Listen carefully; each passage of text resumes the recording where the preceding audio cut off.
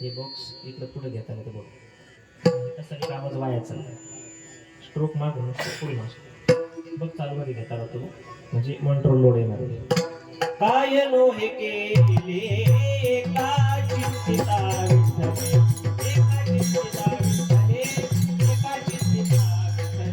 काय लोहे केले का चिंतिता विठ्ठले, एका चिंतिता विठ्ठले, एका चिंतिता.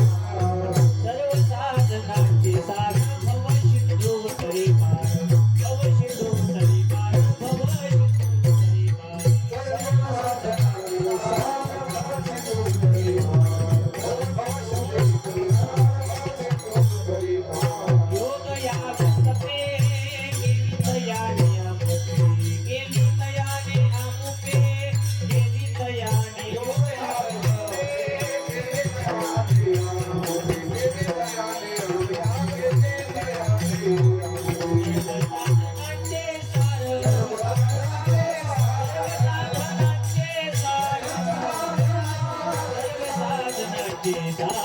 भव सिंधू तरी भव सिंधू तरी पार.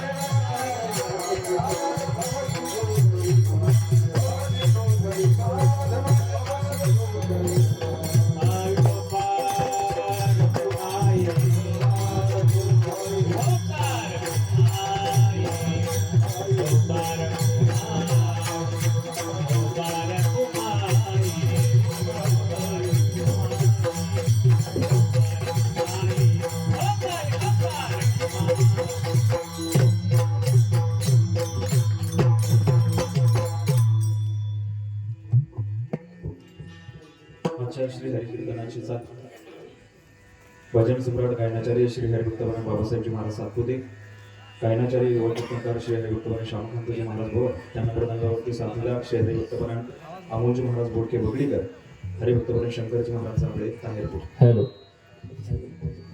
हॅलो, त्याचा आवाज सोड बरं, आवाज सोड किंवा वर थोडा बॉक्सवर मॉनिटर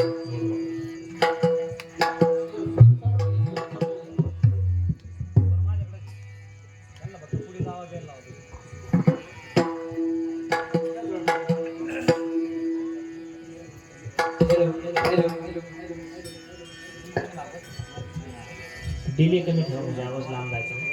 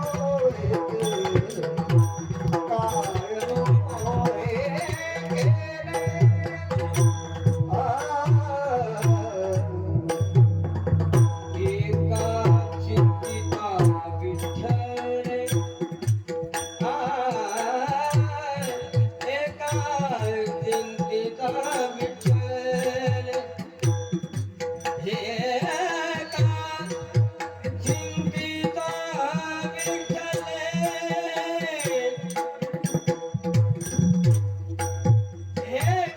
चिंतिता विठ्ठले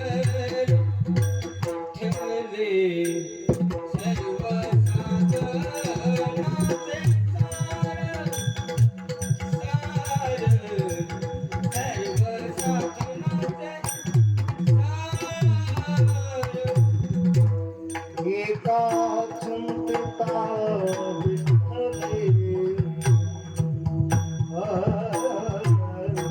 एका चिंतिता विठ्ठले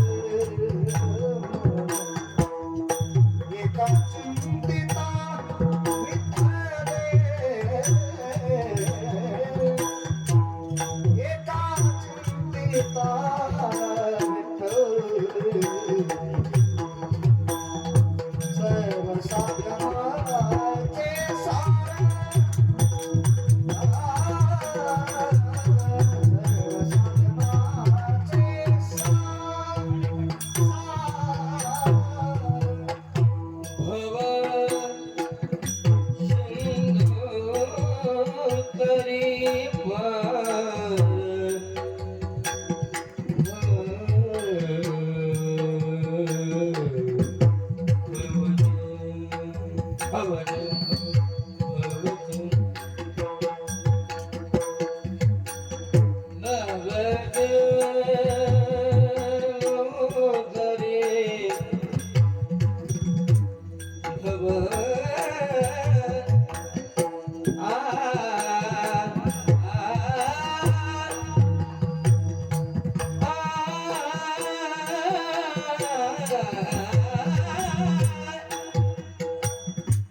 Ah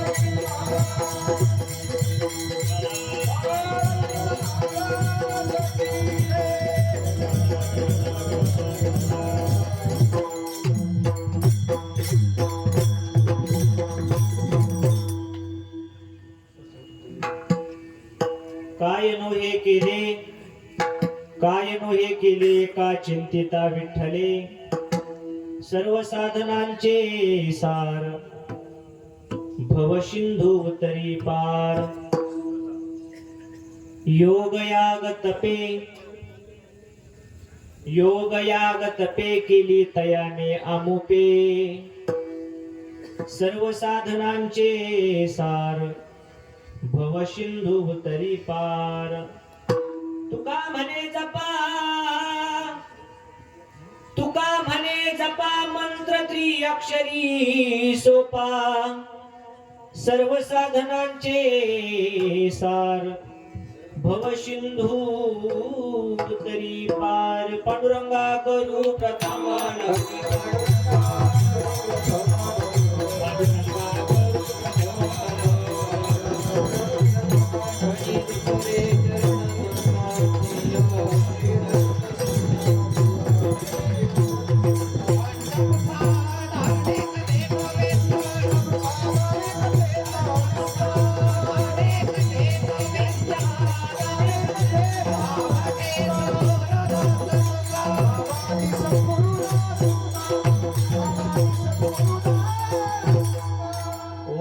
ज्ञानेश्वरा करुणा करा दयाळा, तुमचा अनुग्रह लाधलो पावन झालो चराचरी. थोडं पेस. जयांची केली या स्मरण, होय सकळ विद्येचे अधिकरण, तेची बंधू श्री चरण श्री गुरूंचे ते नमस्कारोनी आता. नमो सद्गुरु तुकया ज्ञान दीपा, नमो सद्गुरु सच्चिदानंद रूपा, नमो सद्गुरु भक्त कल्याण मूर्ती, नमो सद्गुरु भास्करा पूर्ण कीर्ती. शबरी नाम कुलोत्पन्न मारुतीर्नाम यस्य पिता, माता राईर्नाम यस्य तन्नमामि किसनगिरीं. ज्या ज्या ठिकाणी मन जाय माझे, त्या त्या ठिकाणी निज रूप तुझे, मी ठेवितो मस्तक ज्या ठिकाणी, तेथे तुझे सद्गुरु पाय दोन्ही. चराचरी व्यापकता जयाची, अखंड भेटी मजला तयाची, परमपदी संगम पूर्ण झाला, विसरू कसा मी गुरुपादुकाला. आता कसा हा उपकार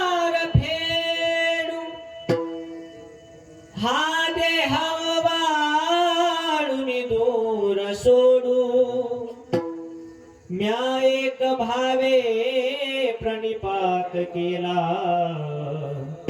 विसरू कसा मी गुरुपादुकाला तपो ज्ञान वैराग्य भक्ती स्वरूपम सदालंकृतं साधु संन्यास योगम मुखे यस्य वेदांत शास्त्रार्थ नीतिम नमो नारायण गिरिं ब्रह्म स्वरूपम मस्तक हे पायावरी पायावरी मस्तक हे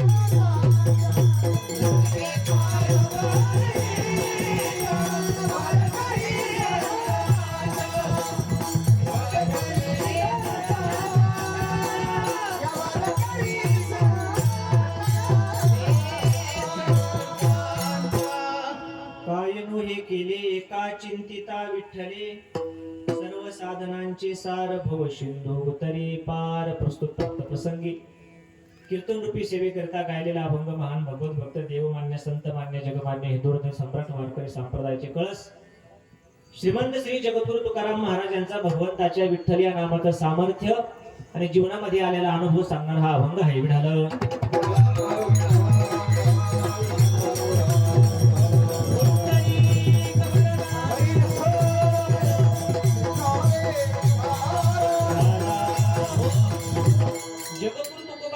भगवंताचं नामस्मरण आम्ही आमच्या जीवनामध्ये केलं ना आमच्या जीवनामध्ये कुठल्याही प्रकारची उणीव राहिली नाही. एका भक्ताने एका श्रोत्याने तुकोबाराने विचारलं, महाराज तुमच्या जीवनात देवाने नामस्मरणाने काय केलं? तुकोबारा म्हणले, काय केलं म्हणजे सगळं केलं. पण सगळं केलं म्हणजे काय नाही केलं? तुकोबारा म्हणतात, काय नाही केलं. काय नोही केले एका चिंतिता विठ्ठल एकनिष्ठतेने एका भगवंताचं नाव आम्ही त्या ठिकाणी चिंतन केलं आणि आमच्या सुख दुःखामध्ये प्रतिकूल अनुकूल परिस्थितीमध्ये भगवान परमात्मा आमच्या बरोबर राहिला. अगदी शेवट ज्या वेळेस देहू गावामध्ये इंद्राणीच्या तीरावर सगळं गाव मला वाटे लावण्याकरता होतं, जगाचा मालक 3 भुवनाचं काम सोडून शेवटी मला घ्यायला आला होता. त्रिभुवनी ज्याची सत्ता तुकया रक्षिता झाली या. शेवटी देव फक्त नामस्मरणामुळेच, कारण देवाला कशाचीच भीती नाही, देवाला कुठल्या प्रकारची लाजही वाटत नाही. फक्त देवाला लाज आहे त्याच्या नावाची. प्रत्येक व्यक्तीला वाटतं आपलं नाव खराब होणे, आपलं रेप्युटेशन म्हणतात त्याला, काहीतरी इज्जत म्हणा किंवा रेप्युटेशन, नाव खराब होणे. देवालाही वाटतं आपलं नाव खराब होऊ नये. मग समर्थाशी लाज आपुल्या नामाची शरण आली याची लागे चिंता. जो शरण आलाय, ज्या स्त्रीने एखाद्या पुरुषाच्या नावाने कुंकू लावलं की त्या पुरुषाला आयुष्यभर मरेपर्यंत प्रतिकूल अनुकूल परिस्थितीमध्ये त्या स्त्रीचं संरक्षण करावं लागतं. कारण एकदा मंगळसूत्र घातलं आणि कुंकू लावलं, पायात चाळ घातली, किती सौभाग्याचं लक्षण त्या पुरुषाच्या नावाने असतं. म्हणून त्याला तो त्या ठिकाणी सांभाळावं लागतं. आणि यदा कदाचित जर स्त्रीला समाजामध्ये त्या ठिकाणी खाली बघावं लागत असेल किंवा तुकोबारांच्या शब्दात सांगायचं झालं तर तुका म्हणे नग्न भाज. जर वस्त्र कमी पडलं स्त्रीला तर किंमत स्त्रीची जात नाही, किंमत जाते ती मालकाची. तसं भक्ताची जर त्या ठिकाणी लाज राखली नाही तर किंमत देवाची जाते. तुकोबारे म्हणतात, त्याच नामस्मरणाच्या जोरावर देवाने आमच्याकरता काय नाही केलं. काय नोही केले एका चिंतिता विठ्ठले. आणि मग महाराज एवढंच नाव घ्यायचं का? महाराज म्हणले बाकीचं काय करण्याची गरज नाही, कारण हे सर्व साधनांचं सार आहे. सगळे साधनं ज्यावेळेस मंथन केलं, पिळून खाली जे निघालं सार म्हणतो आपण त्याला, हे देवाचं नाव आहे. सर्व साधनांचे सार भव सिंधू तरी युगानुसार कालानुरूप साधनं बदलत गेली. योग या तपश्चर्याला काही काळामध्ये काही युगानुपरत्वे त्याला महत्व होतं आणि आजही हे आहे. परंतु आज जेवढं महत्व नामस्मरणाला आहे कलियुगामध्ये तेवढं दुसऱ्या साधनेला नाही. म्हणून हेच करा, कारण हे केलं म्हणजे बाकीची साधनं होतात. अवघे होती लाभ एका या चिंतने, योग याग तपे केली तयाने आमुपे. महाराज आम्हाला मंत्र घेता येईल का? किती मोठं आहे, लांबच आहे का? ओम भगनी भागो, ओम भट भरी आंबट सोहा, असं काही आहे का? हातात येऊन महाराज म्हणजे तसं काही नाही, मंत्र सोपा आहे आणि प्रत्येकाला घेण्यासारखं आहे. त्याला जातपात लागत नाही. किती सोपा? तुका म्हणे जपा मंत्र त्रिअक्षरी सोपा. फार मांडी घालूनच बसावं आणि गाडीवर बसल्यावरच घ्यावा असं काही नाही. त्याला काळ वेळ नाम उच्चारिता नाही. दोन्ही पक्ष पाहिजे. भागवत महाराज कोणत्याही पक्षात असू द्या, भाजप असू द्या किंवा हे पक्षाने सांगितले, पण देवाचं नाव कुणीही घ्यावं द्या, सज्जन असू द्या, दुर्जन असू द्या, कुठल्याही प्रकारचा असू द्या, तरी त्या नामस्मरणाचा प्रभाव त्याच्यावरती होतो. ही भगवंताच्या नामस्मरणाचं सामर्थ्य आणि जीवनात आलेली अनुभूती तुकोबर आपल्याला या भागामध्ये सांगतात. विठ्ठल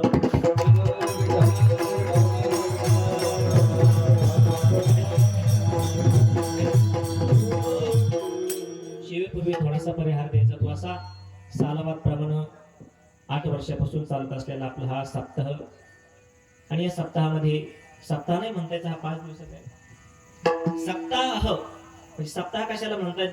7 दिवसाचा असता तो सप्ताह. आणि मग 8व्या दिवशी काल आपण कीर्तन महोत्सव म्हणा आणि वेगवेगळे आपण त्याला नावं देत असतो. चालू असलेला हा कीर्तन महोत्सव वैकुंठवासी गुरुवर्य आम्हाला ज्यांनी लहानपणापासून देवगडला सांभाळलं, शिकवलं, स्टेज दिलं, गायन पकवाद सगळं असेल ज्यांनी आम्हाला शिकवलं त्या ठिकाणी. पण आज आपल्या ते नाहीत. वैकुंठवासी बाळासाहेब महाराज सुखासी यांच्या पुण्यस्मरणाच्या निमित्तानं हा या ठिकाणी हा सोहळा चालू आहे. गेलेला व्यक्ती भाग्यवान होताच, पण मागे जे देऊन गेलाय तेही भाग्यवान आहे. कारण अनेक संत परंपरा अशा आहेत की त्या जेव्हा ते हयात होते तोपर्यंत त्या संत परंपरा टिकल्या, किंवा साधू परंपरा असेल किंवा मठ मंदिर असतील, पण नंतरची पिढी त्या ठिकाणी चांगली निघली नाही, म्हणून ते आज आपल्याला लोप पावलेले दिसते.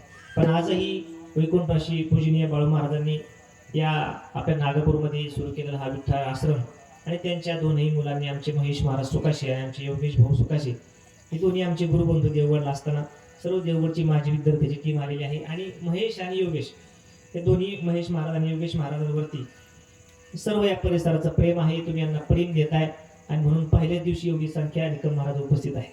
नाहीतर प्रत्येकाला भरपूर काम आहे. तो कुमार म्हणतात कुणीही कोणाच्या घरी कामाशिवाय जात नाही. कृष्ण कोण येतो घरा आपुल्या किंवा आमच्या कशाला, काय ज्याचा त्याला नाही धंदा. या 2 मुलांची आई वडिलावर, गेलेल्या वडिलावर किती श्रद्धा आहे, किती प्रेम आहे हे बघण्याकरता तुम्ही दरवर्षी त्यांना या ठिकाणी सहकार्य करता, मदत देता आणि आवर्जून उपस्थित राहता. पहिल्या दिवशी कुठल्याच सप्ताहात एवढे महाराज लोक नसतात, पण ही देवगडची सगळी मांदियाळी असं वाटतं देवगड संस्थेवर कीर्तन आणि सर्वांच्या चरणी अगदी विनम्र भावना साष्टांग दंडवत घालतो. सगळ्यांचे नाव माहीत आहे, पण सुरू व्हायला उशीर झाला. परंतु ज्यांच्यामुळे कीर्तनाला रंग देवता, कला ही रंगात रंगवावी लागते, ती आपोआप तयार नाही होत किंवा विकत आणता येत नाही. जसं वातावरण असेल तसं ती रंगवावी लागते. ज्यांच्यामुळे कीर्तनाला ही रंग देवता आहे, सुंदर या आपल्या परिसराचं भूषण आणि नेहमी या गायन क्षेत्रामध्ये असणारे आमचे देवगड संस्थांचे जुने वारकरी गायक आमचे बाबासाहेब महाराज सातपुते, आवर्जून यांच्या परिवारावर प्रेम आहे म्हणून उपस्थित राहिले. त्याचबरोबर सुंदर त्यांना ज्यांनी साथ केली, आपल्या परिसराचं भूषण युवा कीर्तनकार, पण आवर्जून सगळं टाळून आवर्जून या ठिकाणी उपस्थित आहेत आमचे श्यामकांत महाराज भवर, त्यांनाही मी त्या ठिकाणी धन्यवाद देतो. सर्व महाराज मंडळी, आमचे कृष्णा महाराज मुळे, रामदास महाराज, माऊली महाराज, अमोल महाराज बोडखे, आमचे देवगड संस्थांचे वादक. आता इथं नागापूर आश्रम म्हणजे देवगडचाच प्रतिनिधी छोटा आश्रम समजायचा, कारण ही बाबांचेच आदेशावरून त्या ठिकाणी उपस्थिती सर्व तुम्हाला माहित आहे. जास्त परिहार न देता मी माझ्या चिंतन सेवेकडे येईल. त्याचबरोबर आवर्जून या ठिकाणी आज उपस्थित असलेले शंकर महाराज तेही आलेले आहेत, त्यांना मी धन्यवाद देतो. आमचे गुरुबंधू, ज्येष्ठ गुरुबंधू कृष्णा महाराज भवर, त्याचबरोबर देवगड संस्थांचे माजी विद्यार्थी, जुने जाणते सर्व गावातील परिसरातील भजनी मंडळी, ज्यांनी आजपर्यंत हा परमार्थ टिकून ठेवला. आता तरुण पिढी आली, काय हरकत नाही. जुन्यांनी कर्मटपणा आणि नवीनांनी, तरुणांनी उर्मटपणा सोडला की अशी क्रांती होत असते. आजपर्यंत या गावात भजन कोणी शिकवलं. आज सप्ताह चालू आहे, आज कीर्तन चालू आहे, आज सगळं दिसतंय, पण आजपर्यंत आपण नव्हतो तेव्हा कोण होतं? तर ही सर्व जुनी जाणती भजनी मंडळी, मग या परिसरामध्ये जुनी मंडळी. म्हणलं की पहिलं नाव आठवतं आमचे हनुमंत चोपदार. बाबाची निष्ठेने ज्यांनी सेवा केली आणि त्याच परंपरेमध्ये असणारे त्यांचे चिरंजीव आमचे माधव भाऊ, दुसरे असणारे चोपदार, दोनही चोपदार सुंदर आहेत, वजनदार आहेत. त्यांना म्हणलं मी मागं पडून काहीतरी वटकन आणून ठेवा, स्टेप छोटा असल्यामुळं. तर सुंदर या परिसर म्हणलं की हा सद्गुरू किसनगिरी बाबा, गुरुवारे बाबाजींच्या त्या ठिकाणी भक्त मंडळ आणि एकूण आपले असणारे वैकुंठवासी स्वानंद सुखनिवासी बाळकृष्ण बाबा दत्तगिरी महाराज या सर्व साधूंच्या पदस्पर्शाने पावन झालेली भूमी आहे. आणि म्हणूनच हा पवित्र सोहळा या ठिकाणी चालू आहे. सुकाशे परिवार, त्यामध्ये मग त्यांचे सहभागी झालेले सर्व नातेवाईक, पाहुणे मंडळी, मित्रमंडळी, आत्तिष्ट गणगोत, परिसरातील भक्त मंडळी, आज ज्यांचा अन्नदान आहे आमचे सुकाशे मामा सर्वच आहेत. पूजनीय निकम महाराजांच्या संस्थेतील विद्यार्थी आणि महाराज या ठिकाणी उपस्थित आहेत. मला वाटतं परिहार भरपूर होईल. पण पहिला दिवस आहे, थोडं पावसाचंही वातावरण आहे.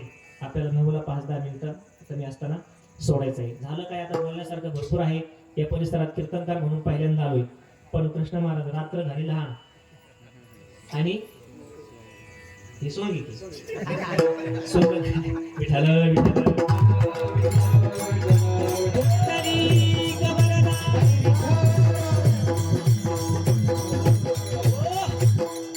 पहिला दिवस म्हणलं की त्या ठिकाणी देवाचं मंगल करावं लागतं. म्हणजे देवाचं नामस्मरण, त्याचं महत्व सांगावं लागतं किंवा देवाच्या स्वरूपाचं वर्णन करावं लागतं. कुठलंही कार्य सुरू करत असताना आवर्जून त्या ठिकाणी देवाला प्रार्थना करावी लागते, म्हणजे मंगल करावं लागतं. कारण देवाचं नाव घेतलं की पुढची कामं सिद्धीला जातात.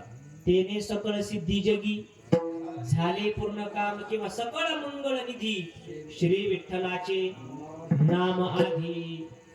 पहिला दिवस म्हणलं की नमन पाहिजे. मग कुठलंही कार्य घे, आपण शास्त्राचा थोडा गांडोळा घेतला तर ज्या वेळेस अमृत त्या ठिकाणी समुद्रातून बाहेर काढायचं होतं, 14 रत्न इंद्राचे स्वर्ग त्या ठिकाणी समुद्रामध्ये पडले. बाहेर काढण्याकरता समुद्र मंथन चालू झालं. मांद्राचल नावाचा पर्वत आहे, एका बाजूला देव आहे, एका बाजूला दैवत राक्षस आहे, दोन्ही म्हणून वासुकी नाग आहे. मांद्राचल नावाचा पर्वत मंथन चालू झालं. ज्या देवाच्या सामर्थ्याने ही सृष्टी या सत्तेने सृष्टी चालते, ते देव एका बाजूला आणि एका बाजूला राक्षस आहे. मंथन चालू झालं तरी सुद्धा तो पर्वत खाली जाऊ लागला, हळूहळू हळूहळू. विचार केला कशामुळे गेला असेल? एका जुन्या देवाने सांगितलं की गणपती बाप्पाचं, विनायकाचं ध्यान राहील. देवाच्या हाताचं जरी कार्य असेल तरी त्याला त्या ठिकाणी मंगल करावं लागतं, प्रार्थना करावी लागते. किंवा आपलं ग्रामीण एखादं भजनी मंडळ असतं, त्यात थोडा बेस आणि साधं भजनी मंडळ आपलं 1 तारी म्हणा, 2 तारी, 3 तारी म्हणा, जेवढे विनल तारी असतील तेवढ्या, कोणतंही भजन म्हणा.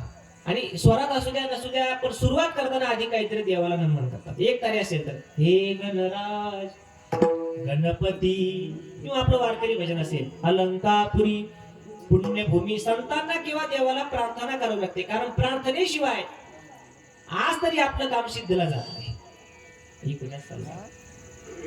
आणि म्हणून माऊली महाविष्णू ज्ञानोबारांनी नेवाशा तालुक्यामध्ये ज्ञानेश्वरी सांगितली, सच्चिदानंद बाबांनी ती लिहिली. सच्चिदानंद बाबा आधारे लेखकू जहाला. माऊली स्वतः ज्ञान होते, स्वतः ज्ञानाचा सागर असताना ज्ञानाचं हे घर पूर्ण करण्याकरता, ज्ञानाचा हा प्रवास पूर्ण करण्याकरता कुणापुढे हात पसरण्याची गरज नव्हती. पण तरी सुद्धा गणपती बाप्पाला मंगल किंवा नमन प्रार्थना केल्याशिवाय लिहिण्याकरता, सांगण्याकरता सुरुवात केली नाही. ओम नमोजी आद्या वेद प्रतिपाद्या जे जे स्वसंवेद्या आत्मरूपा 18-19 ओव्या त्या ठिकाणी मंगलाकरता, देवाच्या वर्णनाकरता खर्च केल्या. आणि मग ज्ञानेश्वरी सारखा महान ग्रंथ तुम्हाला आम्हाला त्या ठिकाणी मिळाला. चांगलं काम सोडा, वाईट काम जरी असेल तरी सुद्धा देवालाच प्रार्थना करावी लागते. जुन्या काळातही आताही शेतीची जर त्या ठिकाणी ऊस लागवड चालू झाली तर जुने जाणते मंडळी, आता नवीन नाही करणार, पण जुने जाणते मंडळी 3 वाड्याचं मंदिर करायचे, दगड टाकायचं, दगडावर पाणी टाकायचं, नारळ फोडायचं, बरोबर. ते मंदिर किती दिवस राहते? तेवढ्याच लागवडी करतो. पण प्रार्थना करावी लागते. शेतकरी असू द्या, शेतकरी सोडा, चोर असू द्या, चोराला सुद्धा देवाच्या प्रार्थनेशिवाय चोरी सिद्धीला नेता येत नाही. एखादा चोर मंदिरात येतो, देवा तुझ्या सत्तेशिवाय हे चालत नाही बाबा, तू देणारा नेणारा तू आहे, मला जेव घालणारा तू, पचवणारा तू आहे. मग तुझी एखादी मंदिरातली चोरी केली म्हणून काय झालं? फक्त तुझी कृपा झाली तर बरं होईल, तेवढी लाईट गेली तर बरं होईल.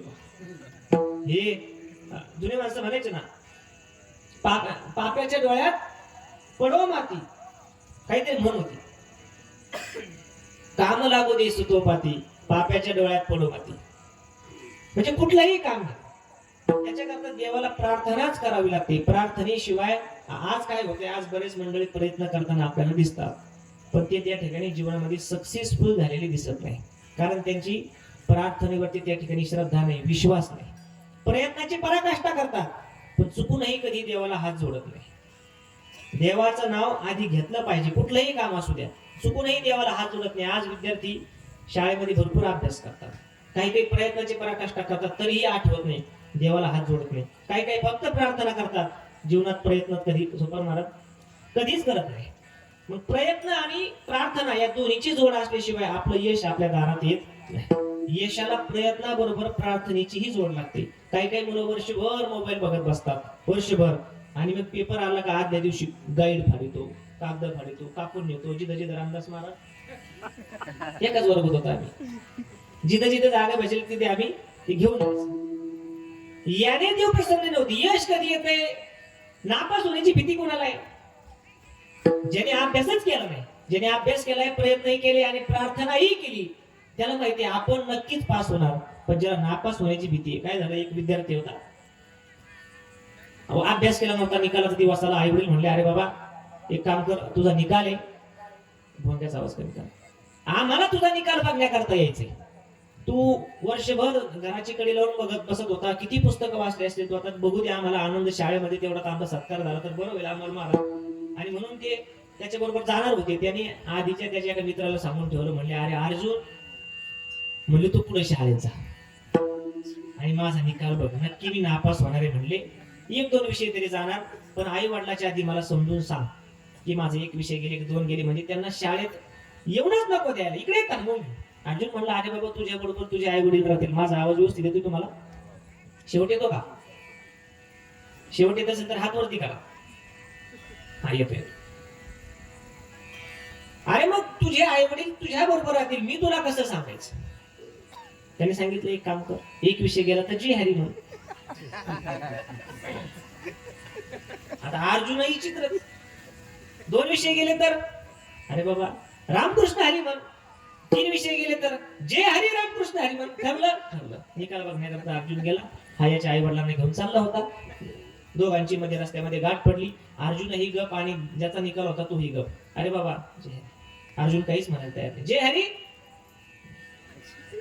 मग रामकृष्ण हरी, मग जे हरी रामकृष्ण हरी. मग आता प्रयत्न किती होते त्याचे? अरे मग झालाय तरी काय नेमकं बाबा? तो म्हणता पुंडलिक वरदारी विठ्ठल. प्रयत्न आणि प्रार्थना, आपलं यश आपल्या दारात कधी येते? ज्यावेळेस जीवनामध्ये देवाची प्रार्थना आणि त्याच्याबरोबर प्रयत्न असेल. प्रयत्न जर एवढे निष्काम असेल, प्रयत्न जर जिद्दी नसेल, तर देवाला सुद्धा द्यावं लागतं. ओले मूळ भेदी खडकाची अंग, अभ्यासाशी सांग कार्य सिद्धी.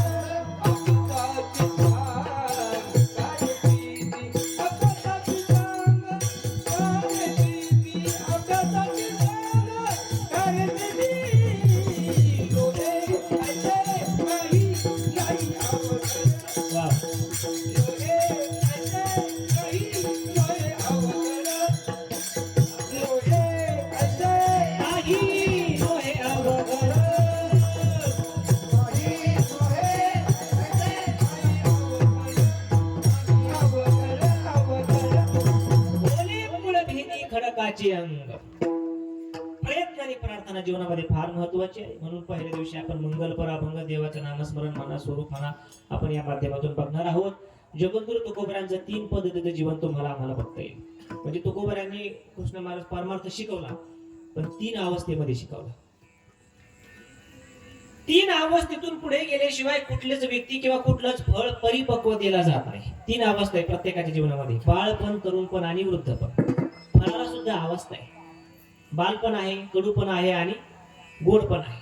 तुकोबारायांचं जीवन आपल्याला 3 पद्धतीने बघता येईल. आमचे गुरु महाराज नेहमी सांगायचे, परमपूजनीय गुरुवारे मारुती बाबा पाठामध्ये, की तुकोबारायांनी ज्यावेळेस तुकाराम महाराज सावकारकी होती, म्हणजे तुकोबारायांची प्रापंचिक परिस्थिती चांगली होती, त्यावेळेसही तुकाराम महाराज प्रपंचात असून बाकीच्याला परमार्थ शिकवत होते, पण ते व्यावहारिक भाषेत शिकवत होते. एखादा दुकानदार सोनार असेल तर तो सोनाराच्या ग्रामच्या भाषेत बोलतो, एखादा भाजीपाला असेल तर तो किलोच्या भाषेत बोलतो, एखादा धान्य दुकानदार असेल तर तो पोत्याच्या भाषेत बोलतो. तुकाराम महाराजांची सावकारकी होती. मग लोक कोणी आले की महाराज परमार्थ कसा करावा महाराज सांगायचे, पण व्यवहाराच्या भाषेतून सांगायचे. दुसरी अवस्था तुकाराम महाराजांची आहे. पहिली अवस्था प्रापंचिक तुकोबार आहे, दुसरी अवस्था साधक तुकाराम महाराज, म्हणजे परमार्थाच्या वाटेला लागले, न्यू ऍडमिशन, अजून परिपक्वतेला पोहोचले, बोलत चला म्हणजे मला पुढे बोलते, पोहोचले नाही, नवीन ऍडमिशन. आणि तिसरं तुकोबाराचं जीवन म्हणजे परिपक्व अवस्था, पिकलिया सेंद कडूपणे गेले, परिपक्व झालो, आता अमृत हे मुख्य श्रवत असे.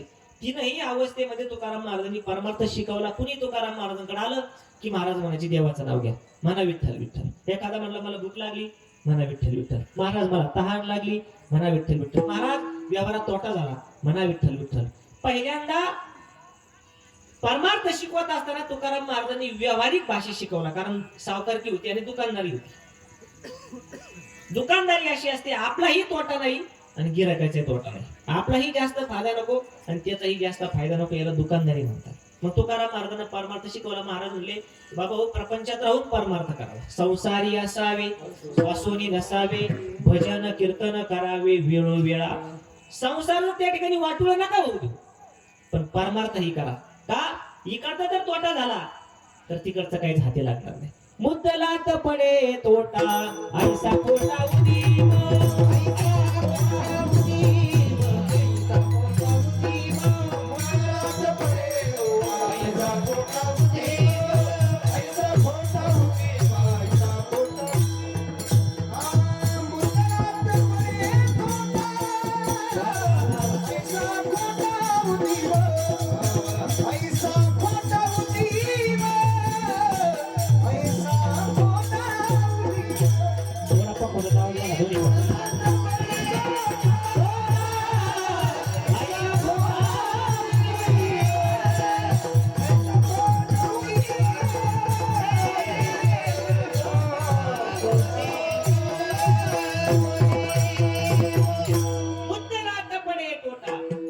खोटा उदीम म्हणजे उद्योग. असा उद्योग काय कामायचा? ज्या मुद्दलेत माल खर्च केला, जेवढा पैसा माल खर्च करण्याकरता गेला, तो विकताना त्याच्या वर काहीतरी आलं पाहिजे.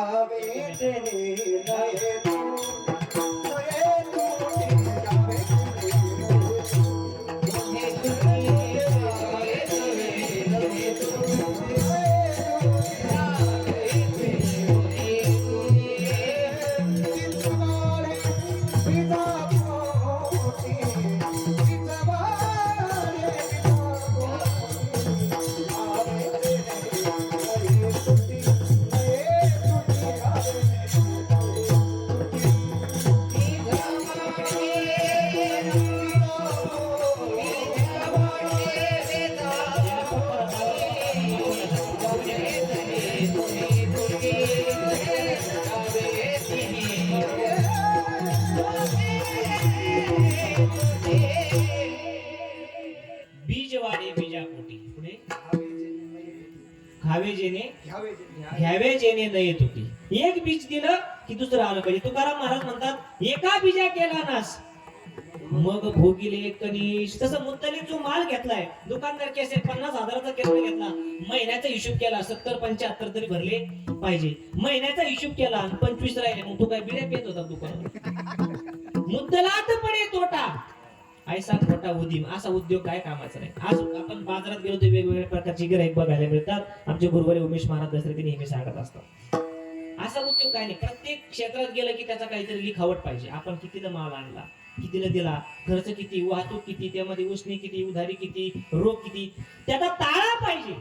ताळा नसेल, तुका म्हणे ताळा नाही तर त्याची अवकळ. आज बाजारामध्ये गेलो की वेगवेगळ्या प्रकारचे दुकानदार बघायला भेटतात. 5 रुपयाचा माल 50 रुपयाला विकताना दिसतात. आपला कांदा काय भाव आहे आता कांद्याला? काय 20, 30, 40 काय असेल, हा कांदा फ्रान्समध्ये 250 रुपये किलोने भेटतो, फक्त काचेत ठेवलेला असतो. असा उद्योग काय कामाचा नाही. ते गिरायकालाही परवडलं पाहिजे आणि ज्याने विकला त्यालाही परवडलं पाहिजे. आज आपण बाजारात गेलो की वेगवेगळे गिरायक बघायला भेटतात. एक भोळा मुलगा होता. आईने त्याला सांगितलं, बाबा तुझे वडील मरण पावले, तू आता इथून पुढे बाजार करत जा, पण तू भोळा आहे म्हणून तुला लोक फसवतील. मग कुठलीही गोष्ट घेण्याकरता गेला, तो का म्हणे ताळा, त्याचा ताळा हिशोब पाहिजे. कुठलीही गोष्ट घेण्याकरता गेला की ज्या किमतीत वस्तू सांगितली तू लगेच निम्म्या किमतीमध्ये मागायची. म्हणजे आई 600 ला असेल तर 300 ला मागायची. देईल का तू? नाही देणार, पण थोडं कमी जास्त होईल त्याच्यामध्ये, तुझ्या फायद्यात कसं येईल एवढं बघ फक्त. ठीक आहे म्हणला. हा गेला दुकानात. थोडं पावसाचं वातावरण झालं होतं, पावसाळा नव्हतं पण आभाळ आलं होतं, थेंब येत होते. छत्रीच्या दुकानात गेला. काका केवढ्याला आहे छत्री? म्हणजे 600 रुपये. 300 देता का? दुकानदार म्हणला, काका एवढं कमी नाही व्हायचं, पहिलं गिरायक आहे, तुमचं नाही माझं नाही, सोडा 400 घेऊन जा. आता घ्यावा नाही मी. हा म्हणलं 200 देता. आता निम्म्याच किमतीत मागायचं म्हणलं. देणाऱ्यालाही परवडलं पाहिजे, घेणाऱ्यालाही परवडलं पाहिजे. तुकाराम महाराज म्हणले म्हणून सांगतोय की प्रपंचाचे वाटोळ होऊ देऊ नका आणि परमार्थाचे होऊ देऊ नका. दोन्ही करा. 200 ला एवढं जमणार नाही, पण पहिलं गिरायक म्हणून मला मागं जाऊ दे वाटाणा, आणि तुम्ही थोडे भोळे दिसता चेहऱ्यावरून, तुमचं नाही माझं नाही, सोडा 300 ला घेऊन जा. घ्यायची का? काका 150 देता का? तो दुकानदार वैतागला. तो म्हणला, अरे बाबा फुकटच घेऊन जा ना. तू म्हणलं 2 देता. तुका म्हणे ताळा. ताळा म्हणजे हिशोब. ज्याच्याकडं प्रपंचात हिशोब नाही, ज्याला प्रपंचात ताळा ठेवता आला नाही, त्याला परमार्थ सुद्धा चांगला करता येत नाही. विठाला प्रपंचही तेवढा चांगला केला. वडलोपार्जी सगळी इस्टेट सगळी सांभाळी, दुकानदारी केली. तुकाराम महाराज सांगतात, तोही काही तुका दोन्ही ठिकाणी मी चुकाने होत दिला. ज्याला प्रपंच चांगला करता आला त्यालाच परमार्थही चांगला करता येतो. तुकाराम महाराजांच्या नंतर प्रापंचिक अवस्था निघून गेली. दुष्काळ पडला, गरीब दुबळ्यांचे त्या ठिकाणी हाल बघितले. आणि तुकाराम महाराज साधक अवस्थेत कधी गेले? म्हणजे जन्मतः ते संत होतेच, माणसासारखेच असतात, पण ते मनुष्य नसतात. संत नव्हती जगा माणसाच्या सारिके.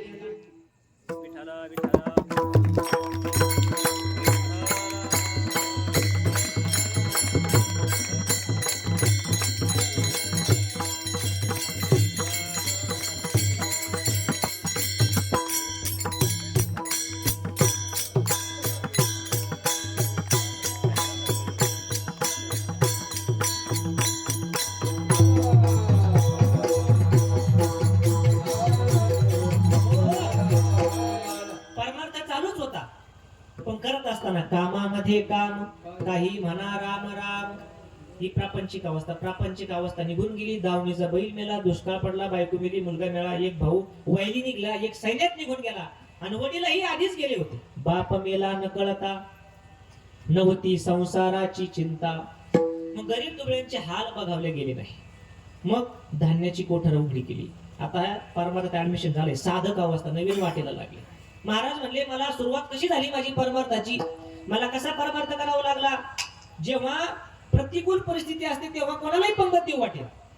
हे धर बाबा 10,000 ची पंगत, पण खिशात नाही दाना, आणि मला पाहिजे राव म्हणून धनधान्य वाटून दिलं होतं, संपत्ती वाटून दिली. कर्जाच्या वयात सर सगळं कर्जमाफी केली तुकोबारायांनी. पहिली कर्जमाफी कोणी केली?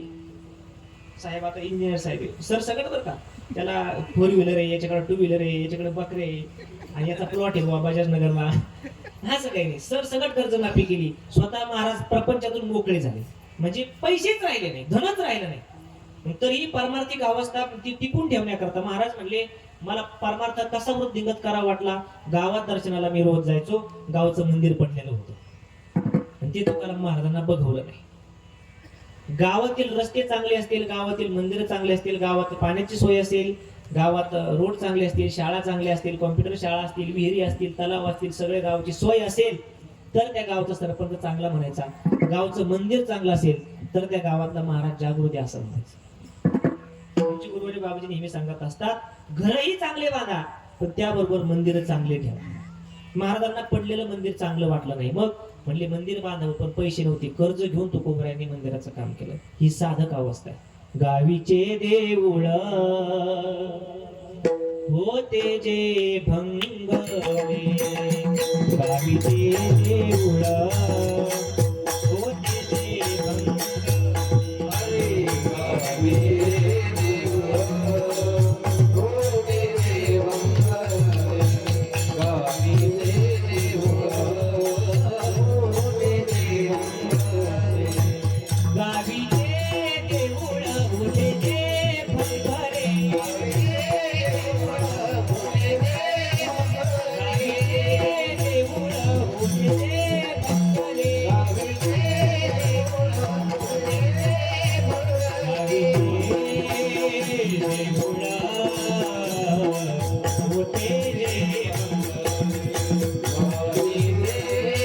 जे भंगले चित्ताशीते आले करावे चित्ताशीते आले करावे चित्ताशीते आले करावे चित्ताशीते आले करावे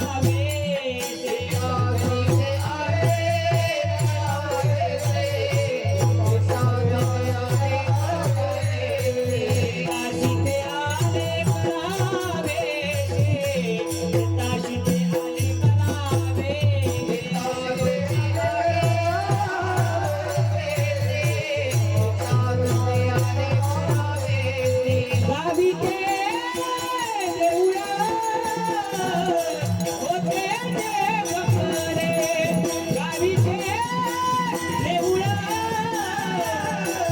होते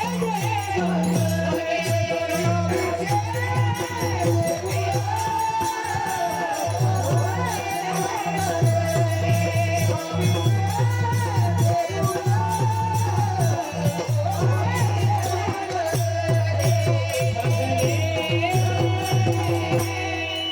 गावीचे देऊळ होते गावीचे देऊळ होते जे बंगले चित्ताशी ते आले करावेशे. कीर्तन येत नव्हतं तुकाराम महाराजांना.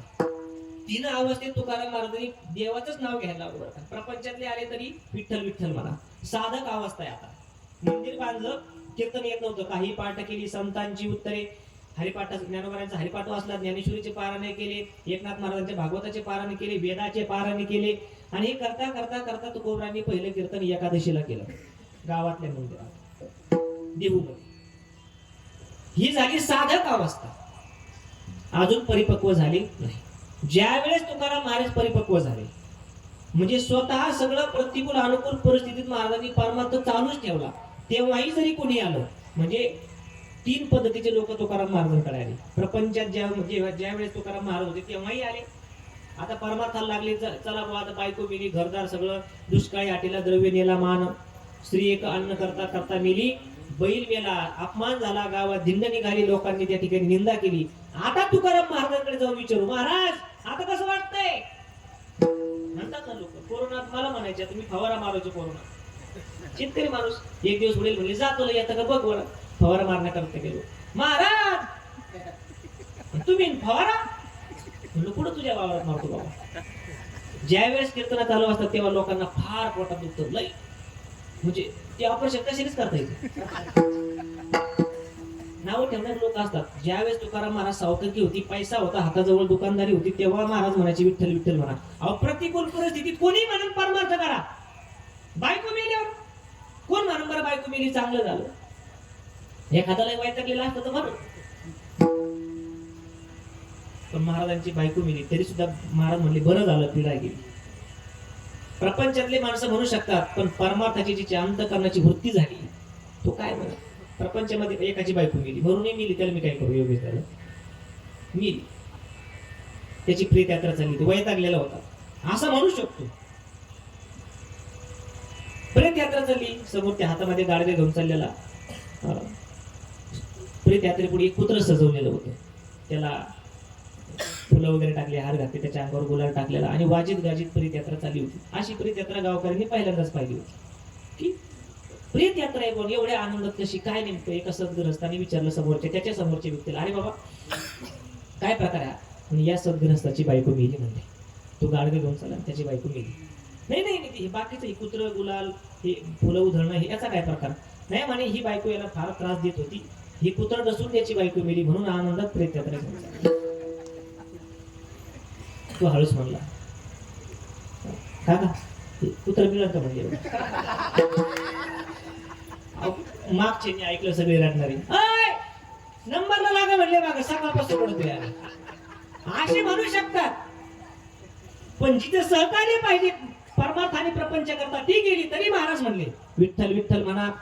साधं काम असते तरी विठ्ठल विठ्ठल म्हणा आणि परिपक्व झाले तरी महाराज म्हणायचे विठ्ठल विठ्ठल म्हणा. कोणताही प्रश्न घेऊन महाराजाकडे लोक आले कुणी म्हणायचं भूक लागली, कुणी म्हणायचं लग्न जमाना, कुणी म्हणायचं शेतीचा तोटा होतो, कुणी म्हणायचं काय, कुणी म्हणायचं काय, कुणी म्हणायचे आमच्यात वाद आहे. महाराज म्हणायचे विठ्ठल विठ्ठल म्हणा, विठ्ठल विठ्ठल म्हणा. लागोनिया पाया विनवितो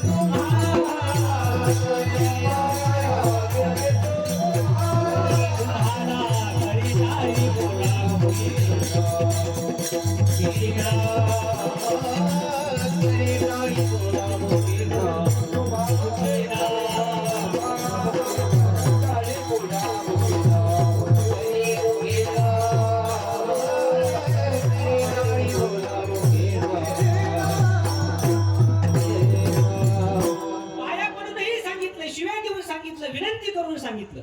लागोनिया पाया विनवितो तुम्हाला, करे टाळी बोला, हाताने टाळी वाजवा, मुखाने त्या ठिकाणी देवाचं नावही घ्या. काय म्हणायचं विठ्ठल विठ्ठल म्हणा वेळोवेळा. महाराज मागच्या आठवड्यात तुमच्याकडे आलो होतो. आजचं काम वेगळं आहे माझं, पण मागच्या आठवड्यात आलो, मला भूक लागली होती, म्हणलं खाण्याकरता द्या खाण्याकरता द्या. महाराज म्हणले विठ्ठल विठ्ठल म्हणा. आता काय होईल विठ्ठल विठ्ठल म्हणलेले सारखं? ज्याला तहान लागले त्याला पाणी पाहिजे, ज्याला भूक लागली त्याला बोला बोला, ज्याला भाकर पाहिजे त्याला जेवण पाहिजे. त्याने विठ्ठल विठ्ठल म्हणून चालणार. नुसती जीभ नाचवल्याने काय होईल? महाराज म्हणले विठ्ठल विठ्ठल म्हणलं तरी त्या ठिकाणी विठ्ठल राम म्हणता भक्ती, राम म्हणता मुक्ती, राम म्हणे वाटत चाली. आपण पंढरपूरला जात असताना देवाचं नाव घेत चालतो, माऊलींचं नाव घेत चालतो, संध्याकाळी आयतं जेवण असतं. शिवाय बडबड न करता जरी बोलणे घ्यावे लागतात. नीट बसा, नीट बसा, गार भाजी का गरम का, तिथं आदरात जेवण दिलं जातं. दिवसभर ज्ञानबा तुकाराम, संध्याकाळी गुलाबजाम. हे परमार्थातले. आता सगळ्यांनाच भजन येतं असं काही नाही. काही काही गावामध्ये गेलं आपलं हे सगळे साधू संतांच्या पदस्पर्शीने झालेलं पवित्र झालेला परिसर आहे म्हणून भजन परमार्थ अजून लोकांना कळतो. पण जिथं परमार्थाचा लवलेश नाही, एखादं गड बेट फड परंपरा असं काही नाही. नवीन नवीन मुलं त्या ठिकाणी गळ्यात टाळ घालतात, नंतर माळ घालतात, पांढरे कपडे घालतात आणि कीर्तन होतं कसे बसे आपले ते उभा राहतात. त्यांचं त्या ठिकाणी ते संस्काराचा भाग म्हणा. भजन येत जरी नसेल तरी त्यांना कोणतीला जेवायला आहेच ना. आता आमची ही सगळे आमची देवगडची गुरु होते, सगळेच महाराज झाले का देवगडचे. जवळजवळ 15 ते 20 विद्यार्थी आले बरं का, माझे विद्यार्थी. तुम्ही सगळे माझे विद्यार्थीच आहे. सगळ्याला भजन येत नाही पण जेवायला माझ्या पुढे राहील.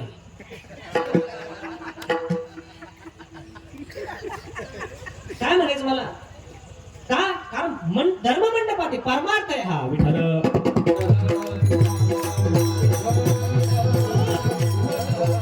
कुणी आलं की नाव घ्या, देवाचं नाव घ्या, विठ्ठल विठ्ठल म्हणा, विठ्ठल विठ्ठल म्हणा. एकाला राग आला, महाराज कधी आले की तुम्ही तेच सांगता विठ्ठल विठ्ठल म्हणा. अहो काय होईल विठ्ठल विठ्ठल?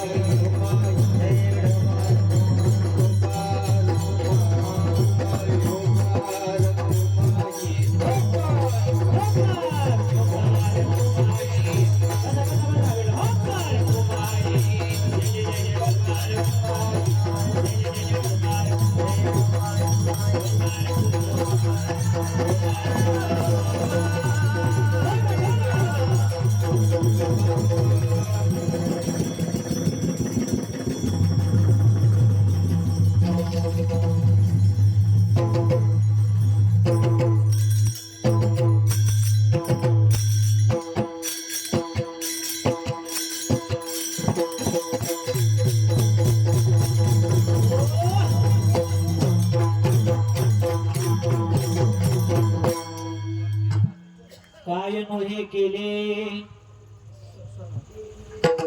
एका चिंतिता विठ्ठले. महाराज म्हटले कुठलाही प्रश्न असू द्या, कुठलीही समस्या असू द्या, कुठलेही संकट असू द्या, फक्त देवाचं नामस्मरण घ्या, त्याने काय होणार नाही. काय हा शब्द प्रश्नार्थक नाहीये. महाराज म्हणले सगळं काही होईल. काय या शब्दाचा अर्थ सगळं काही होईल. अवघे होती लाभ एका या चिंतने, सगळं काही होईल. महाराज तुमच्या जीवनात काय झालं. महाराज म्हणले गाथा बुडवला होता. 4,500 अभंगाचा गाथा वाङ्मय गावकऱ्यांनी ब्राह्मणाने मराठ्याच्या माणसाला हाताला धरला आणि बुडवलं. रामेश्वर भट्टांनी गाथा बुडवला नाही. आपल्यातला भरला होता. पहिल्यापासून जेव्हा जेव्हा आपली हानी झाली, आपला त्या ठिकाणी तोटा झाला, आपले शूरवीर धारातीर्थी गेले, तेव्हा आपल्यातलेच पितूर फुटले होते. गाथा बुडवला. पाण्याचा नियम आहे. पाण्यात गेलेली कुठलीच गोष्ट पूर्ण बाहेर निघत नाही. बर्फ जरी टाकला, पाण्यापेक्षा 0 सेल्सियस मध्ये लिक्विड मध्ये काहीच पातळ नाही. बर्फ टाकला तो ओला येतो, कागद टाकला तो तरंगतो. तुमचा कागद किंवा तुमचे गाथेचे अभंग तरंगू नये म्हणून त्याला जळी दगडा सहित वया दगडाला बांधून खाली गाथा बुडवलं होतं. तरीही 14व्या दिवशी कोरडा गाथा बाहेर निघाला. महाराज म्हणले आम्ही काय केलं होतं. देवाचं चिंतनच केलं होतं. काय नोहे केले एका चिंतिता विठ्ठले. सगळं काही नामस्मरणानं होतं. संकटही जरी असेल तरी देव त्या भक्ताच्या समोर उभा राहून ते संकट त्या ठिकाणी आलिया आघात निवाराया. मागे पुढे अर्जुनाच्या पुढे आणि द्रौपदी आईच्या मागे, मागे पुढे उभा राहे सांभाळीत. आलिया आघात निवाराया. एक मोठं उदाहरण सांगतो की देवाच्या चिंतनाने काय होतं. थोडं भजन करा. विठ्ठल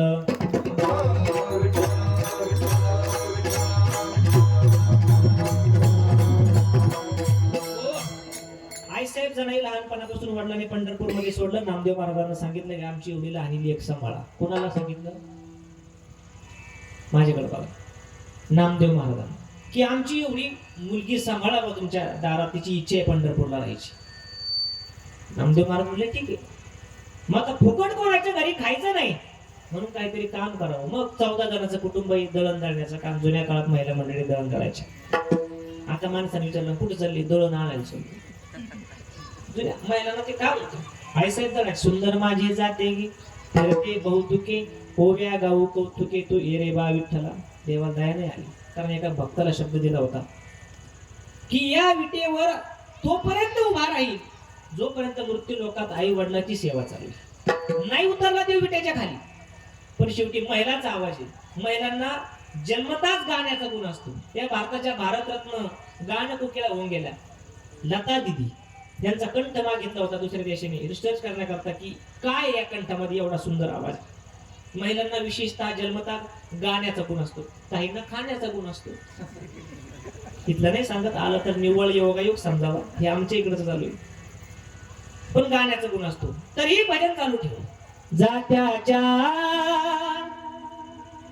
मुखी घाली ते ग मोत्याचे दाणे.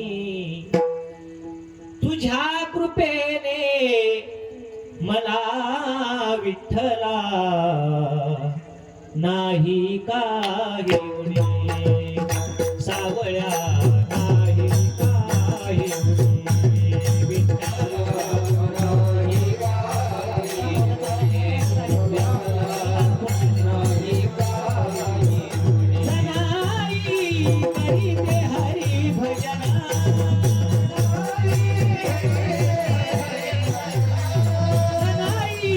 करीते हरी भजना.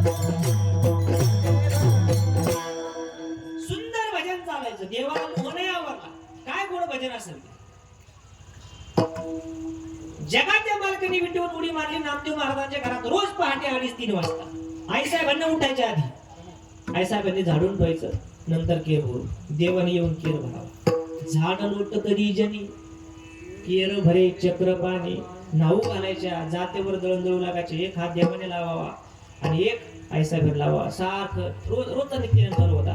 पण भजनाच्या नादामध्ये नाद असला की वेळ गेलेला कळत नाही. देवाला कळालं नाही की आता 6 वाजत आले, काकड्यावाले आले असतील, अभिषेकवाले आले असतील, ब्राह्मण मंडळी दारावर येऊन थांबले, काकड्यावाल्यांचा आवाज चालू झाला, मंदिरात देवाचा पत्त्या नाही आणि काकड्यावाल्याचा पांढरीचारला दणकून काकडा चालू आहे गुळ खाऊन.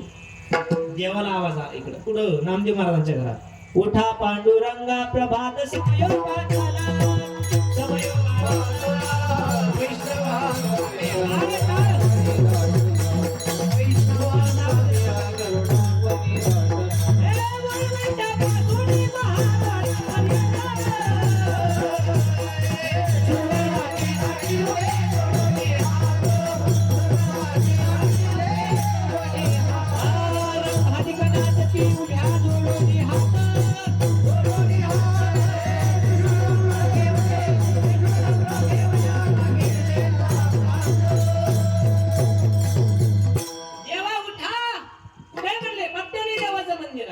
उठा पांडुरंगा.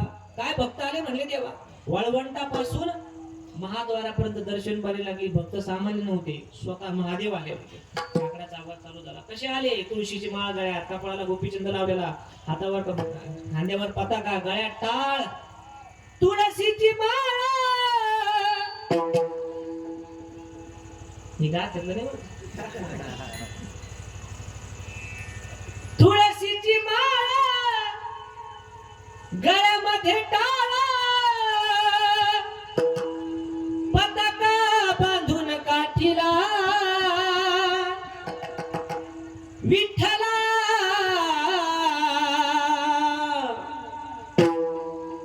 अशा प्रकारे भरपूर वारकरी आले. वारकरी आले भेटीला, विठ्ठला वारकरी आले भेटीला.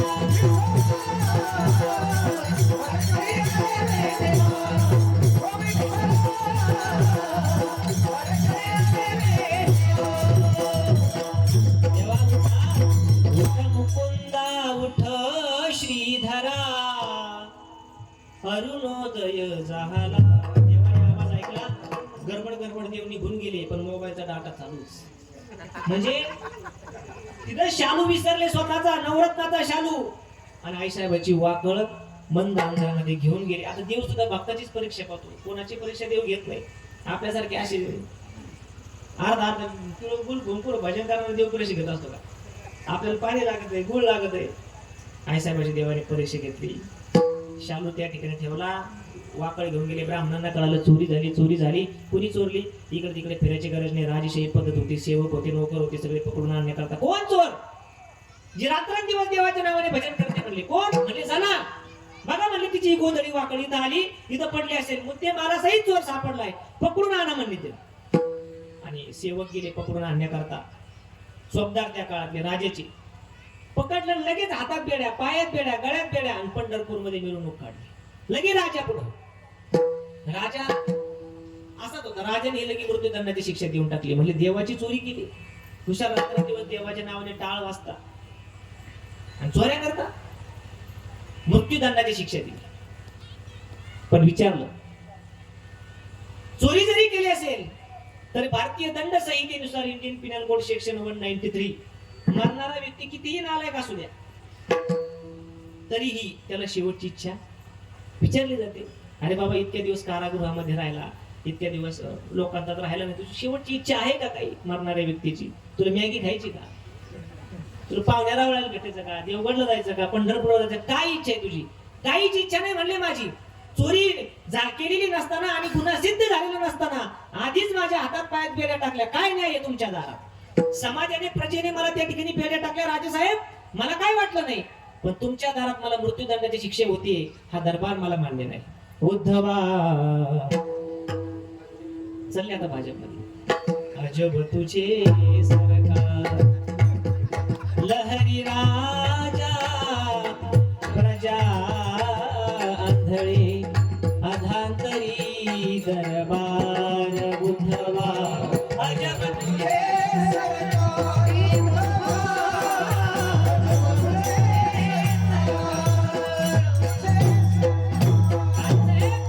तुमचा न्याय मला मान्य नाही. असं जर राजा प्रजांना न्याय करीत नसते, न्याय हा राजाने करायचा असतो. आणि राजाच्या दारात जर न्याय मिळाला नाही तर गुन्हेगाराने किंवा ज्याला पकडले त्याने कुठे जायचं. नामदेव महाराज वैकुंठवासी नामदेव महाराज पाटील एक उदाहरण नेहमी सांगायचे, गोड सांगायचे. लहरी राजा जर लहरी असेल आणि शिक्षा देणारी प्रजाही जर आंधळी असेल तर न्याय मिळत नाही. काय झालं, एक चोर चोरी करण्याकरता महेश महाराज बरोबर 15 मिनिटं कमी असताना तो चोरी करण्याकरता एका गावात गेला. शेतकऱ्याच्या घराच्या मागच्या भिंतीवरून त्याने उडी मारली. कशा करता बोला, चोरी करण्याकरता. भिंत कच्ची होती, त्याच्या पायावर पडली, पाय मोडला, त्याचा चोरीचा व्यवसाय बंद पडला. तो म्हणला आपल्या मुलाबाळाचं कसं. तो राजाच्या दारात गेला आणि त्यांनी केस लिहून दिली की आमच्या शेतकऱ्याच्या घरी चोरी करण्याकरता गेलो होतो, त्याची भिंत माझ्या पायावर पडली, पाय मोडला, माझ्या मुलाबाळाचा प्रश्न उद्भवला, चोरीचा व्यवसाय बंद पडला. राजा साहेब काय म्हणणं आहे. म्हणले माझी भरपाई करून द्या त्या शेतकऱ्याकडून. बघा राजा म्हणला खरंय, बोला म्हणले शेतकऱ्याला. शेतकरी बोलवला. अरे बाबा तुझ्या घराची भिंत पडून याचा पाय मोडला, मुलाबाळाचा प्रश्न उद्भवला, याची भरपाई करून दे. शेतकरी हुशार होता. म्हणला राजेसाहेब याच्यात माझं काय चुकलं. अरे तुझी भिंत होती, माझं काय नाही चुकलं. ज्या मिस्त्रीला ज्या गवंडीला मी काम दिलं होतं त्याच्याकडून पाणी कमी पडलं, भिंत कच्ची राहिली, पायावर पडली, पाय मोडला, मुलाबाळाचा प्रश्न उद्भवला. राजा म्हणलं खरंय. आता यंद्रात राजा देव लहरी म्हणजे जसं वाटन तसं आपल्या ग्रामीण भाषेत. राजा म्हणला बोलवा त्या मिस्त्रीला. मिस्त्रीला बोलवलं. मिस्त्री तुम्हाला फाशीवर द्यायचं काय म्हणणं आहे तुमचं. काय झालं, तुम्ही पाणी कमी टाकल्यामुळे भिंत कच्ची राहिली, पायावर पडली, पाय मोडला, मुलाबाळाचा प्रश्न उद्भवला, याचा भरपाई तुम्ही करून द्या नाही तर फासावर जा. मिस्त्री म्हणलं माझे काही चुकी नाही. मग तू पाणी टाकताना कुठं बघत होता. म्हणजे राजा साहेब पाणी टाकत असताना आपल्या प्रधानची पत्नी पायात काहीतरी नवीन प्रकारचा दागिना घालून चालली होती. ते पाहत मी उभा राहिलो. पाणी कमी पडलं, भिंत कच्ची राहिली, पायावर पडली, पाय मोडला, मुलाबाळाचा प्रश्न उद्भवला. राजा म्हणलं तुझं खरं, तू हो बाजूला. प्रधानजीच्या पत्नीला आवाज दिला. का हो? तुम्हाला काय म्हणायचं का. माझा काही दोष नाही म्हणजे याच्यात. आमच्या मालकाने म्हणजे प्रधानजीने आणली नसती, मी घातली नसती, पाय नसते, पाय पाडलं नसतं, पायही मोडलं नसतं आणि काहीच झालं नसतं.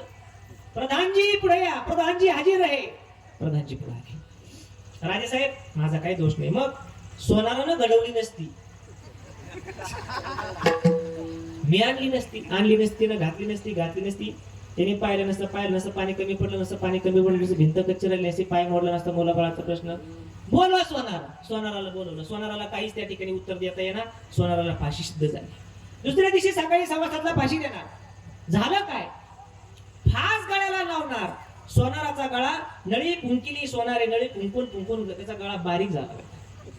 त्याच्या गळ्याला काही तो फास बसना. सेवक राजाकडे, राजे साहेब महाराज हुजूर फाशी देता येणार नाही का.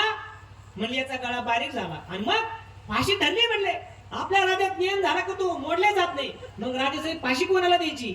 म्हणली लोकसंख्या काय कमी का आपल्या गावची. जा म्हणले राज्यात ज्याच्या गळ्याला फास येईल त्याला पकडून आणा. सेवक आणण्याकरता गेले. गावात एक व्यासपीठ चालक आला होता 8 दिवस.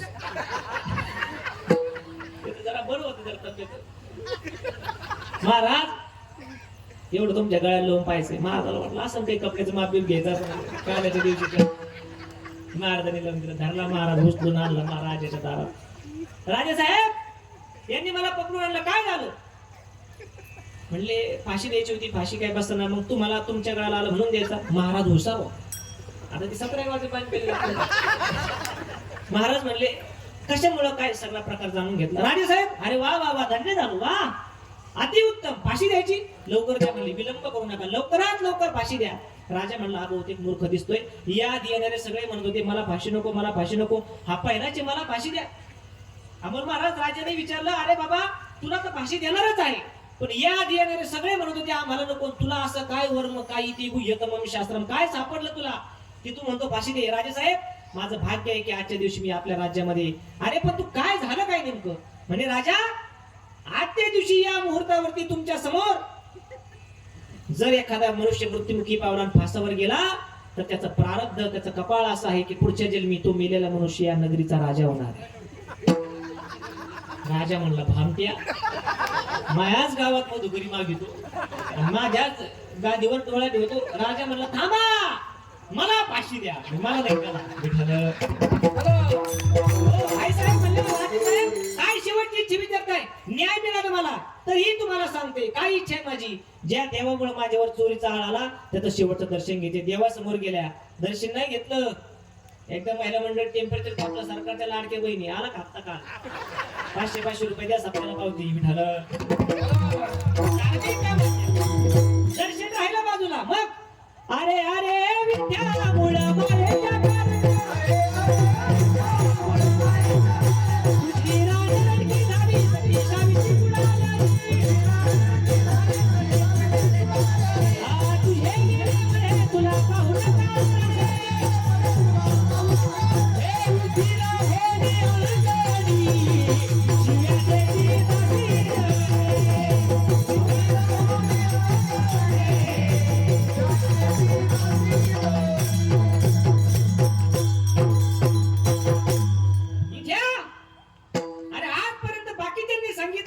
देवाच्या नादी लागू नका. हा स्वतः चोर आहे पण चोरीचा आळ प्रत्येक वेळेस भक्तावर लोटतो. प्रत्येक वेळेस आम्हाला माहित नाही की देवा तो चोर आहे. देवाशी संवाद चालू आहे. आता महिला मंडळीत आपलं तुम्हाला माहित नाही. प्रत्येकाच्या घरी घरोघरी मातीचे चुली. फक्त प्रत्येकाचे कोपरे काहीचे कोपरे निघते काहीचे नाही निघत. काहीचं बाहेर जातं काहीचं व्हायरल होतं नाही होत. काय ज्याची त्याची त्याला ज्या त्या भाषेत. अहो तुमचा सोडा कोरोनामध्ये असंच कार्यक्रम नाही काही सगळे जेवण करतो. महिला कधी काय बोलतात अवघड. त्यांच्या पोटात राहत नाही. त्याच्यात त्यांचाही दोष काही नाही. धर्मराजाने शाप दिला होता. आपला कर्णाने शाप दिला होता. जेवणाला बसलो सगळे वडील सगळे मजा करायचे. आता वडिलांनी मुलाची गंमत करावी काय हरकत नाही. पण मंडळी जेवतो जेवतो म्हणली झालं जेवण पोट छान भाजी झाली घ्या भांडे घासू. आणि म्हणलं मी बाबा आहे. जरी कोरोना असलं तरी मी बाबा आहे. भांडे घासा. मी या घराचा करताय. तुमच्या आदेशात मला राहायचं नाही. कोरोना असला म्हणून काय झालं आज ना उद्या कीर्तन चालू होतील. मी पुरुष शकतोय माझ्याकडे भांडे घासणं मला शोभत नाही. तुझं ऐकण्याकरता मी करते का? भांडे घासं म्हणजे काय? मी आधी धुना धुईन मग पुढचं ऐकूनच घ्यावं लागत. देव म्हणला जाणार काय झालं आम्हाला माहित नाही की देवा. ब्रह्मांडाची साठवण योगियाचे निज धन चोरी केली म्हणून उखळाशी बंद. चोर आहे देवा तुझ्या दारात कधी खऱ्याला नाही. आधी विरोधक मुक्त केले म्हणले तू. मुक्त केला मामा कंस महादोषी. सरकारी योजनेमध्ये आधी पाहुणे रावळे बसवावे लागतात. सरपंच गावात झाला त्याने गावात एक मॅटर मिटवायची. तो साडूला फोन करतो दुसऱ्या जिल्ह्यात शेततळ लागत का? साडू म्हणला आपल्याला शेतीच नाही. नाही कागदवर घ्या त्या गोपंडी घ्या. अहो मला काय म्हणायचंय सरकारी योजनेत फक्त दरवारीला पंढरपूरला जा आणि बोरचं पाणी मागण्याकरता तिथं डोकं टेकावं लागतं. रावण कधी अयोध्येत आला होता. कंस कधी गोकुळात आला होता. पण देवाने तिथं जाऊन त्या ठिकाणी मुक्त केला. मुक्त केला मामा कंस महादोषी. देवा तुझ्या दारात न्याय नाही. जना नेमकं काय म्हणायचंय अनेक उदाहरणं सांगितली. पुण्यवंत पाताळ लोकी गेला. पुण्यवंत पाताळ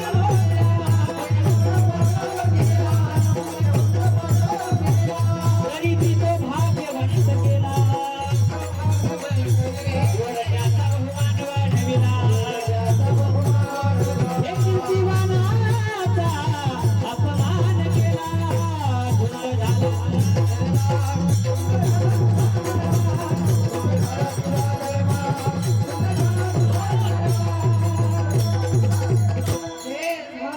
देवाला पटवून दिलं की देव किती निष्ठुर आहे. हरी तो निष्ठुर निर्गुण. देवाला सगळं पटलं. जना काय होत नाही जा म्हटले तू नामस्मरण करायचं. आई साहेबांनी हात जोडले त्यावर विश्वास ठेवला. विश्वास येतो करी स्वामीवरी सत्ता. देवाने सांगितलं नाही विठ्ठल नावाची ताकद काय आहे बघा. देवाने सांगितलं जाना जा तू. पण आई साहेबांच्या हातात बेड्या तशाच बेड्या शुळाकडे धरून चाललाय. आई साहेबांचं भजन चालू आहे. रंग रंग पांडुरंग रंग विठ्ठला पांडुरंग विठ्ठला.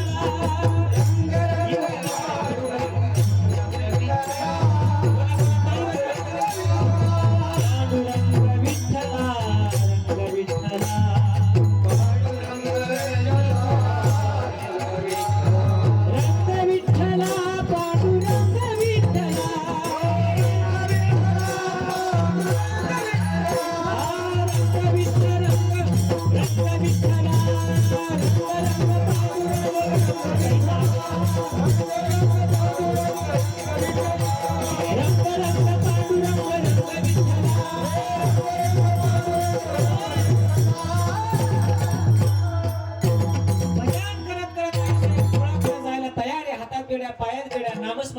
ताकद आहे का? काय नोही केले एका चिंतिता विठ्ठले, शुळाजवळ गेल्या शिक्षा निश्चित झाली. सगळं गाव त्या ठिकाणी पंढरपूर राज्य जमलेलं आहे.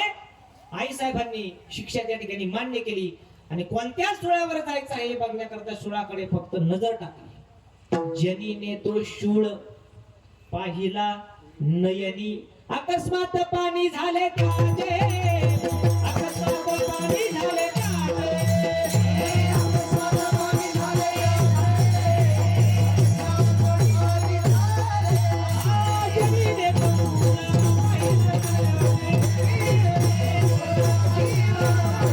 जनीने तो शूळ पाहिला नयनी, अकस्मात पाणी झाले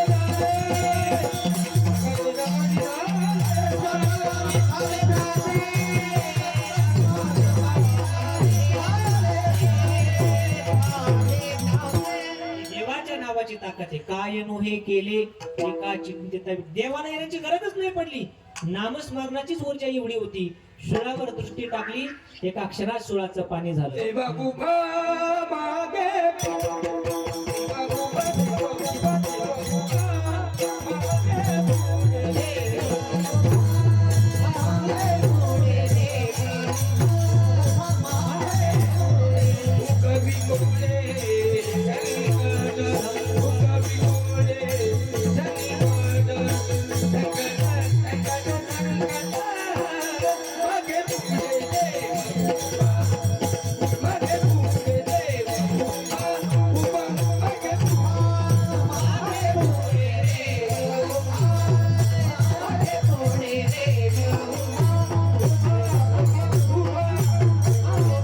देव उभा मागे पुढे, कुठलाही संकट येऊ द्या, देव भक्ताच्या त्या ठिकाणी समोर उभा राहतो. आणि म्हणून तुकोबाराय सांगतात देवाचं नाव घ्या. काय नोहे केले एका चिंतिता विठ्ठली. महाराज बाकीचं काही करायची गरज नाही का? म्हणजे सगळ्याचा सारांश काढलाय. संत एकांती बैसले, सर्वही सिद्धांत शोधिले. सगळं निचरा झाल्यानंतर काय कळलं की सगळ्यात पॉवरफुल ते एक श्री हरीचे नाम. म्हणून सर्व साधनांचे सार, भवसिंधू उतरे पार, योग याग तपे. यज्ञालाही महत्व आहे, तपश्चर्याला महत्व आहे, सगळ्याला महत्व आहे. पण आजच्या युगामध्ये देवाचं नामस्मरण घेणं म्हणजे हेच यज्ञ आहे. राम म्हणे वाट चाली, यज्ञ पावला पावले, सर्व साधनांचे सार, भवसिंधू उतरे पार, ज्ञानेश्वर पावले.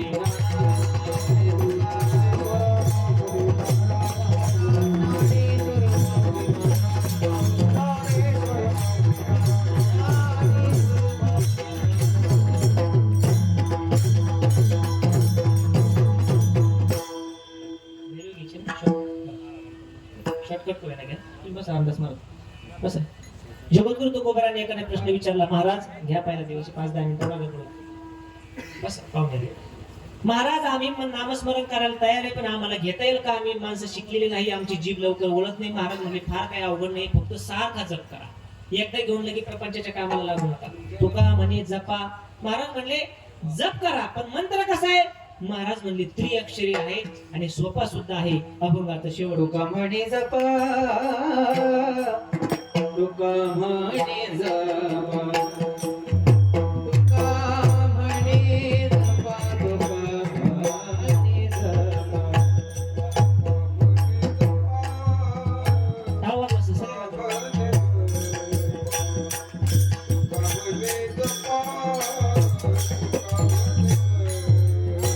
तुका म्हणे जपा, तुका म्हणे जपा, तुका म्हणे जपा, तुका